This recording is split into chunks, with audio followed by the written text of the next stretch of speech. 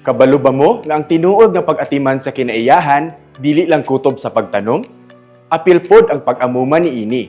Tara, ato nang hisgutan dinhi lang sa #numero 10 from reports to results, monitoring Region 10 by the numbers.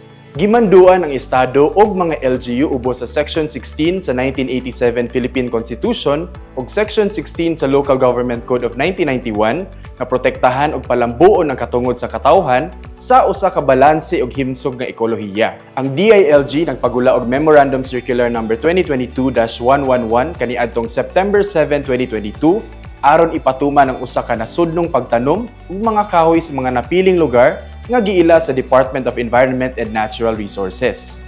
Kini nga kalihukan gihimo pinaagi sa panaghiusa sa DILG, DENR, DA ug mga civil society organizations ubos sa tema nga buhayin ang pangangalaga sa kalikasan. Makita usab diri ang monitoring ug reporting diin ang tanan LGUs nga may kalabutan gipahimangnuan nga kompletuhon ang Annex C ug isubmit kini sa DILG Regional Office alang sa tukmang pagmonitor sa kalihukan.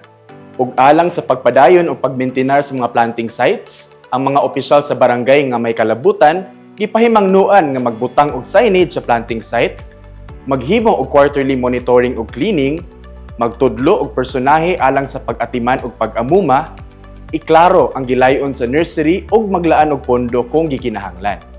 Sa Region 10 quarterly monitoring to the conduct of the simultaneous nationwide tree planting activity adtong September 13, 2022, for the third quarter of CY 2025, sa 5,862 kakahoy nga gitanom ni atong September 2022, 74.4% pa niini ang buhi hangtod karon. Maghiusa kita sa pagpadayon sa pag-atiman o pagpanalipod sa kinaiyahan, alang sa nasod nga luwas sa baha. Strong roots, resilient future. Ug mao kana atong update sa tud kanato sa #numero 10 from reports to results, monitoring Region 10 by the numbers.